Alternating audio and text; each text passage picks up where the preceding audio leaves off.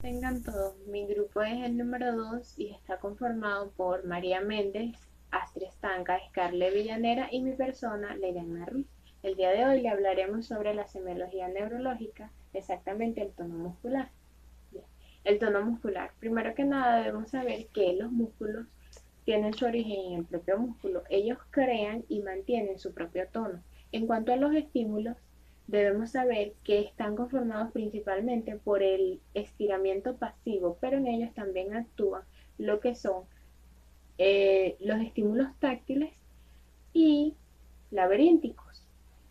Entonces se puede decir que el tono muscular es un fenómeno de reflejo. En cuanto a los estímulos, tenemos los estímulos tonígenos.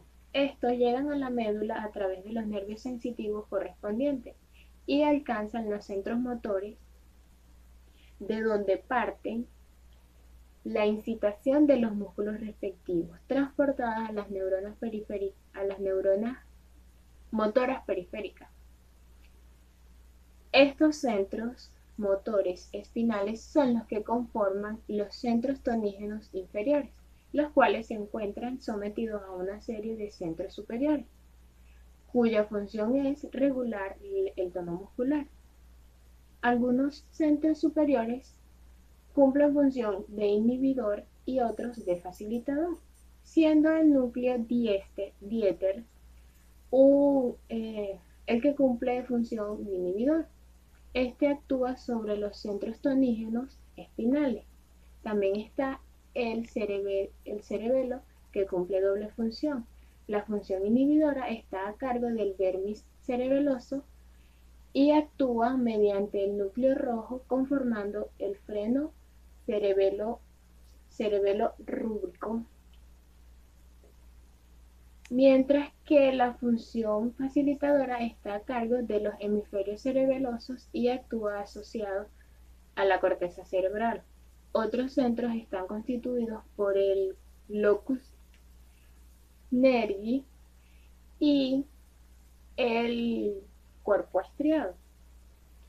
El padium y el miostriatum, ellos le dan fuerza al tono muscular, pero el locus nervi lo inhibe a través de sus vías nivoestriadas. Bien, en cuanto a las alteraciones tenemos la hipotonía, la hipertonía, la atonía y la distonía. La hipotonía es la pérdida del tono normal. Aquí podemos ver cómo los músculos se encuentran flácidos, se encuentran blandos y en ellos no hay resistencia al movimiento pasivo. En cuanto a la hipertonía, nos encontramos con un aumento del tono. Aquí podemos ver donde las personas tienen, o los pacientes, mejor dicho, tienen rigidez y contractura. En cuanto a la atonía, se puede decir que es la desaparición del tono muscular. Y la distonía es una combinación de la hipotonía y la hipertonía. Bien, la atonía y la hipotonía aparecen cuando hay lesiones de las vías aferentes sensitivas o sensoriales, ya sea en su trayecto periférico o central. También si están afectados los centros tonígenos medulares o superiores y las vías eferentes motoras. Se puede decir que la hipertonía aparece cuando hay procesos irritativos y si los centros inhibidores y sus vías se encuentran afectadas. Muchas gracias. Mi nombre es María Méndez y les voy a hablar sobre la exploración del tono muscular. Esta comprende la inspección, la palpación, el examen de motilidad pasiva y la prueba de pasividad. En cuanto a la inspección, en esta se observan la actitud que presentan los miembros y el relieve de la masa muscular. Cuando existe una hipertonía, los miembros adoptan actitudes especiales en la extensión y flexión, y las masas musculares hacen notable protuberancia. En cambio, en la hipotonia o flacidez, que es la falta de relieve de los músculos, se nota como planchado y en posición de cúbito se encuentran hundidos. La palpación, mediante esta se puede apreciar la consistencia de los músculos. Cuando está firme y dura, el tono está aumentado. Cuando está blanda, el tono está disminuido. Y cuando está elástica, el tono muscular está normal. Examen de motilidad pasiva. El explorador debe asegurarse que el paciente mantenga sus miembros sin poner dificultad a los movimientos que aquel ha de hacer, por lo cual es conveniente distraer al paciente conversándole, mientras se observa cuál es la amplitud con la que se lleva a cabo sus movimientos pasivos. Esta exploración permite descartar a las alteraciones motrices dependen de un proceso articular u óseo. La imposibilidad de mover un miembro o su limitación puede ser a causa de una fractura, osteoartritis o anquilosis. En caso de una hipotonía, los movimientos se efectúan con facilidad y con gran amplitud. En cambio, en la hipertonía hay una limitación en la ampliación del movimiento. En cuanto a la prueba de pasividad, esta fue descrita por André Thomas, quien denominó pasividad a la posibilidad de imponer a las articulaciones del paciente ciertas actividades sin que haya por parte de ésta un esbozo de corrección o resistencia. Para evaluar la pasividad a nivel de las articulaciones, se requiere de una serie de pasos. El 1. Estando el paciente de pie, se le sujeta la mano llena por encima de la cadera y se le transmite movimientos alternativos de derecha a izquierda. Y se observan oscilaciones mucho mayores en el miembro superior del lado enfermo con respecto al lado sano. Esto ocurre cuando existen lesiones cerebelosas. La 2. Sosteniendo el brazo por encima del codo, se le sacude al enfermo el antebrazo y se le observan igualmente movimientos amplios en el lado afectado a diferencia del sano. Esto también ocurre cuando existen lesiones cerebelosas. El tercero es, se toman los brazos del paciente, se le separan del cuerpo en aducción y luego se le proyectan violentamente hacia adentro y hacia atrás. Y en el miembro afectado también se le ocurre una serie de oscilaciones pendiculares antes de volver a la posición de descanso. Buenas tardes, mi nombre es Estanga Astrid y yo les voy a continuar hablando sobre la exploración del tono muscular. Prueba de las pesas. Va a consistir en indicarle al paciente que cierre los ojos y que coloque los antebrazos en un ángulo recto y los brazos caídos a ambos lados del cuerpo.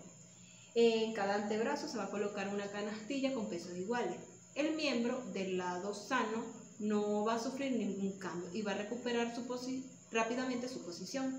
Sin embargo, el lado del miembro afectado va a descender y va a recuperar tardíamente la posición que antes tenía. Maniobras en busca de hipertonía por irritación meningea. Podemos encontrar la maniobra de Kerning y la maniobra de Gruzinski. La maniobra de Kerning puede ser positiva o negativa. Cuando es positiva, se detecta el signo de Kerning. Esta se puede realizar de dos formas.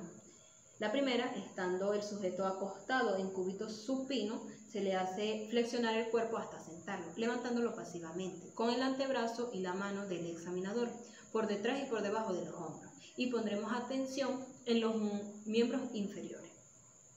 Cuando el signo da negativo, los miembros inferiores no se flexionan o al comienzo hay una ligera flexión de rodilla. Sin embargo, cuando el signo da positivo, al realizarla se flexionan los muslos sobre la pelvis y las piernas sobre los muslos. Entonces la mano que queda libre la vamos a situar sobre las rodillas para tratar de obtener la extensión de los miembros inferiores.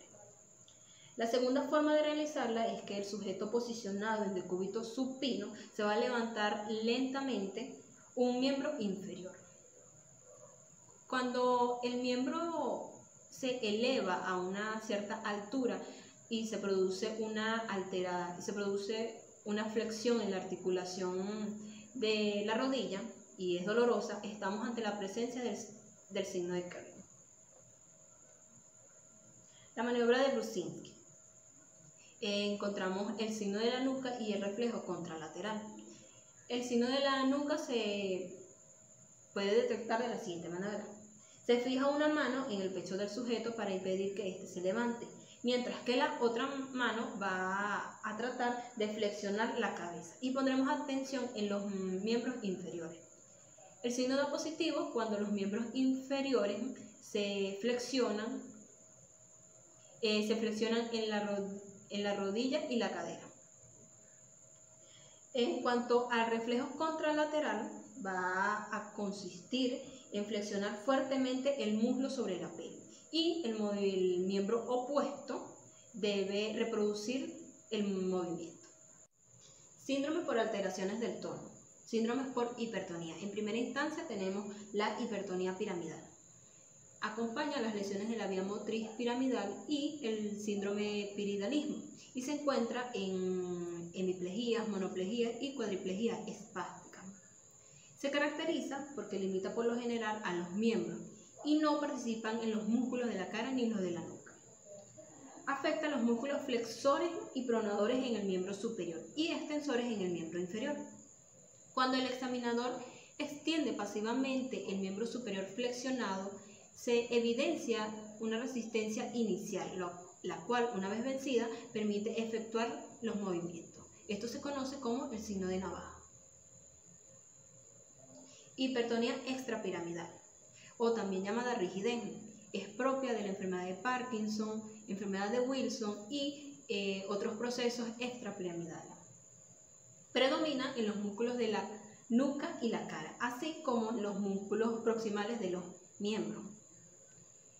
Cuando el examinador extiende pasivamente el miembro superior, se evidencia una resistencia al estiramiento, la cual hace que la hipertonía se efectúe de forma intermitente, como si fuera los dientes de una rueda o un engranaje. Esto se conoce como el signo de rueda dentada. Buenas tardes, mi nombre es Scarlett Villanera y yo les voy a continuar hablando sobre las alteraciones del tono. En el síndrome de hipertonía encontramos también las hipertonías limitadas o localizadas, las cuales aparecen cuando hay inflamación de la membrana serosa, como en la artritis, en la meningitis y en la peritonitis. En la peritonitis aguda, la contractura aparece en los músculos abdominales y en grados extremos, provocando vientre de tabla. En la meningitis, la contractura se presenta a nivel de los músculos de la nuca, provocando rigidez de nuca, y en los miembros flexores, dando lugar al signo de Kerner y al signo de Brusinski. Y en las enfermedades reumáticas, como la artritis aguda y la artritis tuberculosa, la hipertonía se presenta en los músculos periarticulares. En las hipertonías toxi-infecciosas, en infecciones como el tétano o intoxicaciones dadas por estricnina, las contracturas aparecen de manera generalizada. En las contracturas funcionales, estas aparecen en la histeria después de una emoción intensa. En los síndromes de hipotonía, la hipotonía se presenta en afecciones del sistema nervioso central, en enfermedades medulares como la TAVES o ataxia locomotriz, en síndrome cerebeloso y en procesos extrapiramidal como la curia. En lesiones en el sistema nervioso periférico como los polineuritis, y en lesiones musculares como las miopatías, y en enfermedades de Oppenheimer. Los síndromes de distonia. Estos no son más que perturbaciones del tono que alteran tanto la hipotonía como la hipertonía y aparecen normalmente en el sistema nervioso extrapiramidal.